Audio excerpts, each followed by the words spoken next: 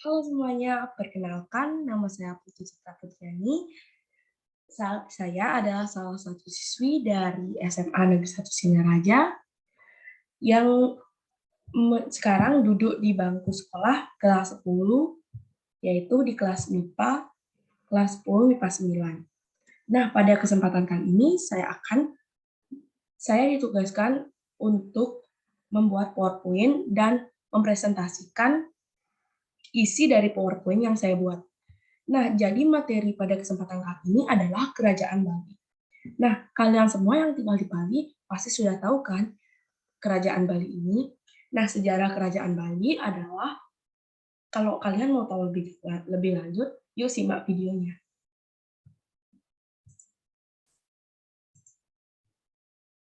Sejarah berdirinya Kerajaan Bali. Kerajaan Bali berdiri pada sekitar abad ke-8 hingga abad ke-14. Pusat kerajaan ini ada di Pejeng atau Bedulu di daerah Gianyar. Merujuk dari sejarah, Kerajaan Bali dipimpin oleh satu kelompok bangsawan dengan pimpinannya yang terkenal dengan nama Sri Kesari Warmadewa. Nah, menurut beberapa prasasti yang ditemukan, kerajaan ini dipimpin oleh raja dari dinasti Warmadewa. Raja yang paling tersohor di Kerajaan Bali adalah Raja Darmodayana Warmadewa yang memerintah sejak tahun 989. Ia memimpin kerajaan dengan permaisurinya yang bernama Mahendra Datta atau Guna Priyadarmatani hingga tahun 1001. Sang permaisuri wafat dan diabadikan dengan sebuah candi yang berlokasi di desa Berusan atau di sebelah tenggara wilayah Bedulu. Arcanya yang merupakan perwujudan dari Dewi Durga ditemukan di daerah Kutri atau Gianyar. Nah, sang raja Darmodayana Warmadewa tetap memimpin kerajaan hingga tahun 1011 Masehi. Ia wafat serta diistirahatkan dalam sebuah candi di Banu Weka atau WKA. Akan tetapi, sampai sekarang keberadaannya belum diketahui. Pernikahan Darmodayana dan Mahendra Datta melahirkan putra bernama Airlangga, yang kemudian hari menikah dengan seorang putri Dharmawangsa dan menjadi raja di Pulau Jawa. Putra lainnya bernama Marakata.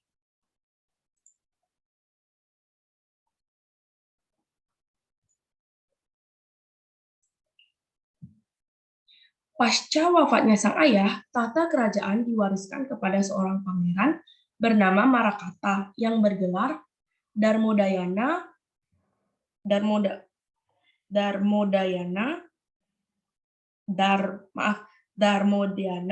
Wangsawardhana Marakata Panjakastana Utunggadewa pada tahun 1011 sampai 1022.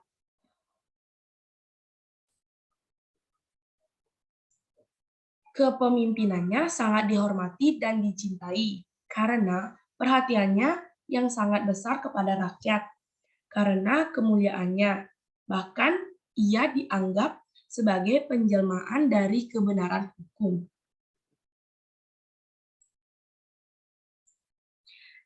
Ia juga membangun sebuah tempat pertapaan atau prasada di Gunung Kawi yang berlokasi berdekatan dengan Istana Tampak Siring. Bangunan tersebut memiliki ciri khas yang unik berupa pahatan menyerupai candi. Nah, pada bagian dasarnya terdapat dua pertapaan. Hingga saat ini, bangunan pertapaan tersebut masih terawat dan dilestarikan dengan baik, dan juga menjadi salah satu objek wisata yang kerap dikunjungi oleh para wisatawan di Bali. Sepeninggalannya, Marakata, tahta kerajaan diwariskan kepada putranya yang bernama Anak Ungsu mulai dari tahun 1049 hingga 1077. Anak Ungsu meninggalkan 28 buah prasasti dan merupakan prasasti terbanyak dibanding raja-raja yang sempat memimpin sebelumnya. Anak Ungsu sendiri tidak memiliki keturunan. Ia wafat dan kemudian didarmakan di daerah Gunung Kawi. Pada tahun 1430, kerajaan Bali dipimpin oleh Raja dalam berdahulu sebelum kemudian dikuasai Gajah Mada dari Majapahit. Nah, sekarang kita akan membahas tentang nama-nama raja yang pernah memerintah di Kerajaan Bali. Raja-raja yang pernah memerintah di Kerajaan Bali antara lain sebagai berikut. Nah, pengen tahu kan siapa aja yang pernah memerintah di Kerajaan Bali? Tonton sampai habis ya. Yang pertama adalah Sri Kesari Warmadewi. Nah, di dalam prasasti Blanjong bertuliskan angka 914 menyebutkan istana kerajaan berada di wilayah Singhadawalawa. Menyebutkan istana kerajaan berada di wilayah Singhadwalawa. Nah, kita lanjut ke raja yang kedua. Raja yang kedua adalah Ratu Sri Ugrasena. Ratu Sri Ugrasena memimpin sejak tahun 915 hingga 914, dan istananya pada saat itu didirikan di Singhamandawa. Selama masa kepemimpinannya, Ratu Sri Ugrasena meninggalkan 9 buah prasasti. Prasasti tersebut secara keseluruhan berisi pembebasan pajak pada daerah-daerah tertentu. Selain itu, ada juga prasasti yang memberitakan tentang pembangunan tempat-tempat suci. Setelah Sang Ratu Sri Ugrasena wafat, jasadnya kemudian didarmakan di air Mandatu. Raja ketiga adalah Tabanendra Warmadewa. Tabanendra Warmadewa memimpin kerajaan ini sejak tahun 955 hingga 967 Masehi. Raja yang ketiga, Jaya Singha Warmadewa. Ada pro dan kontra mengenai Jaya Singha Warmadewa. Ada yang mengatakan bahwa ia bukan keturunan Tabanendra, sebab di tahun 960 Masehi, bersamaan dengan masa kepemimpinan Tabanendra, Jaya Singha Warmadewa telah menjadi raja. Kemungkinan lainnya, ia adalah seorang putra mahkota yang telah diangkat menjadi raja. Sebelumnya, ayahnya turun takhta. Semasa pemerintahannya, ia membuat sebuah telaga atau pemandian dari sumber suci di desa Manukraya. Pemandian tersebut kini dikenal dengan nama Tirta Empul, yang letaknya berada di dekat Tampak Siring. Raja Jayasingha Warmadewa memimpin kerajaan hingga tahun 975 Masehi. Yang kelima, Jaya Sadu Warmadewa. Anasadu Warmadewa memerintah kerajaan sejak tahun 975 hingga 983. Yang keenam adalah Sriwijaya Mahadewi. Kerajaan Bali juga pernah dipimpin oleh seorang perempuan yang bernama Sri Maharaja Sriwijaya Mahadewi. Menurut riwayat, Ratu Sri Maharaja Sriwijaya Mahadewi berasal dari kerajaan Sriwijaya. Namun, pendapat dari Damais juga menduga bahwa sang ratu adalah putri dari Empu Sindok, Jawa Timur. Hal tersebut didasarkan dari berbagai nama jabatan dalam prasasti Ratu Wijaya sendiri, yang lazimnya telah disebut dalam prasasti di Jawa, tetapi tidak dikenal di Bali, seperti Makudur, Madihati, serta Pangkaja. Yang ketujuh, Dharma Udayana Warmadewa. Pada saat pemerintah pemerintahan Udayana, kerajaan Bali mencapai puncak kejayaan. Ia memimpin kerajaan bersama sang permaisuri yang bernama Mahendradatta, seorang putri dari seorang Raja Makutawangsawadana dari Jawa Timur sebelum Udayana diangkat menjadi raja. Banyak yang menduga bahwa beliau pernah berada di Jawa Timur karena namanya tercatat dalam prasasti Jalatunda. Pernikahan antara Udayana dan Mahendradatta menjadikan pengaruh kebudayaan Jawa di Bali menjadi semakin berkembang. Misalnya, bahasa Jawa kuno mulai dipergunakan dalam penulisan prasasti. Selain itu, pembentukan Dewan Penasihat mulai dilakukan seperti pada umumnya pemerintah kerajaan-kerajaan di Jawa. Setelah Gunapriya wafat, Udayana tetap memerintah kerajaan hingga tahun 1011 Masehi. Beliau wafat dan kemudian dicandikan di wilayah Banuka. Sejarah tentang hal itu tercantum dalam sebuah prasasti Air Huang 1011 yang menuliskan nama Udayana. Selain itu, dalam prasasti Ujung, setelah wafat Udayana dikenal dengan nama Batara Lumah di Banuwaka. Yang ke-8, Marakata.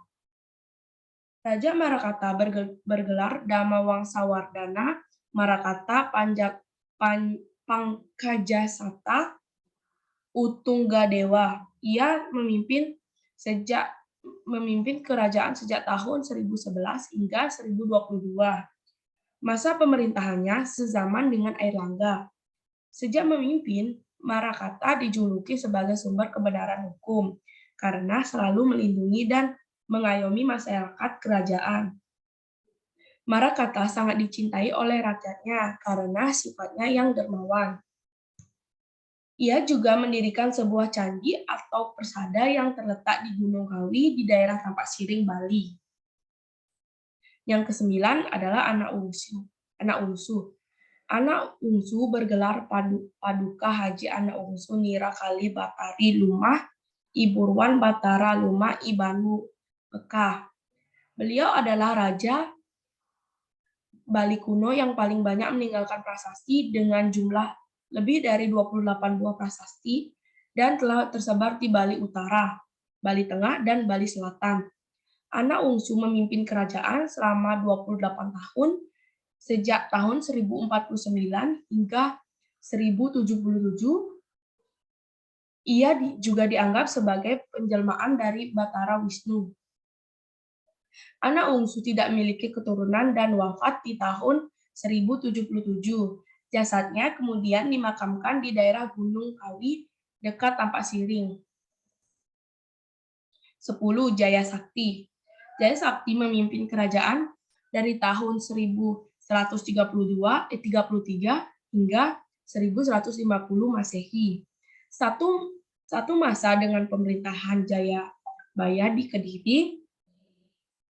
Pada masa pemerintahannya, ia dibantu oleh penasihat pusat yang terdiri dari para senapati serta pimpinan keagamaan baik dari agama Hindu maupun dari agama Buddha. Jaya Sakti menggunakan kitab undang-undang bernama Kitab Uttara Widhi Balawan dan Kitab Raja Wacana dalam menjalankan pemerintahannya.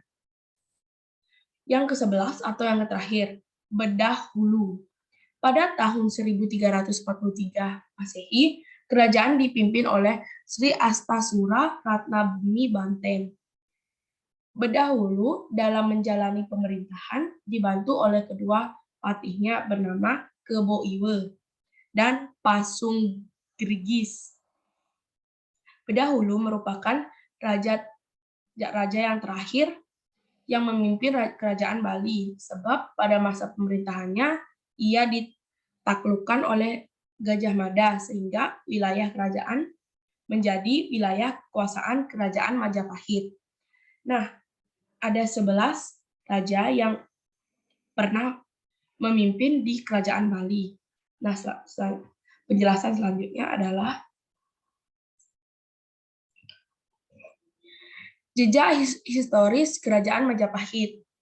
Ada beberapa peninggalan Kerajaan Bali yang dapat kita kunjungi hingga saat ini, antara lain yang pertama ada Prasasti Blanjong, yang kedua Prasasti Panglupuan, kemudian Prasasti Gunung Penulisan, prasasti peninggalan Anak Ungsu, Candi Padas di Gunung Kawi, Pura Agung Besakih, Candi Mengening, dan yang terakhir Candi Wasan.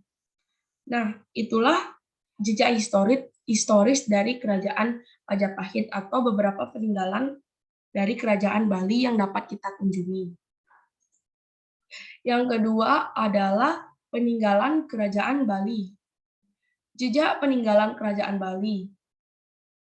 Prasasti Blanjong, Prasasti Panglapuan, Prasasti Anak Ungsu, Pura Agung Besakih, Candi Padas, Candi Mangening, dan yang terakhir Candi Wasan. Nah, penjelasan ini sudah kita paparkan tadi di penjelasan sebelumnya di jejak historis Kerajaan Majapahit. Penyebab runtuhnya Kerajaan Bali. Kerajaan Bali runtuh disebabkan siasat yang dilakukan oleh Patih Gajah Mada yang pada saat sedang melakukan perluasan wilayah ekspansinya ke Nusantara. Awal mulanya, Patih Gajah Mada mengajak raja dari Kerajaan Bali untuk merundingkan tentang penyerahan wilayah kerajaan ke tangan Majapahit. Oleh sebab itu, Patih Kebo Iwe diutus menuju Majapahit untuk melakukan perdamaian. Namun, ternyata Kebo Iwe dibunuh tanpa sepengetahuan Kerajaan Bali. Lalu, Kerajaan Majapahit mengirim Patih Gajah Mada untuk berpura-pura mengajak berunding bersama. Dan rencana Kerajaan Majapahit pun berhasil dengan membunuh Raja Gajah Waktra. Setelah itu, Kerajaan Bali pun berada di dalam kekuasaan Kerajaan Majapahit. Nah, itulah penyebab runtuhnya Kerajaan Bali yang disebabkan oleh Gajah Mada. Dan sekarang berada di tangan kekuasaan Kerajaan Majapahit. Nah, yang ketiga, hubungan Bali dengan Majapahit. Hubungan Kerajaan Bali dengan Majapahit di Jawa Timur, Majapahit di bawah pemerintahan Ratu Tribhuwana Wijaya Tunggadewi dan Perdana Menteri Gajah Mada yang cakap dan ambisius. Menyaksikan perluasan armada Majapahit ke pulau-pulau tetangga di Kepulauan Indonesia, termasuk Bali yang berdekatan. Untuk menjaga pengaruh Majapahit dan kepentingan ekonomi, Kertabumi menganugerahi hak dagang pedagang Muslim di pantai utara Jawa. Sebuah tindakan yang mengarah pada Kesultanan Demak dalam beberapa dekade berikutnya. Kerajaan Majapahit Jawa mempengaruhi Bali baik secara budaya maupun politik. Seluruh istana Majapahit melarikan diri ke Bali setelah penaklukan oleh penguasa Muslim pada tahun 1478 yang mengakibatkan pengalihan seluruh budaya.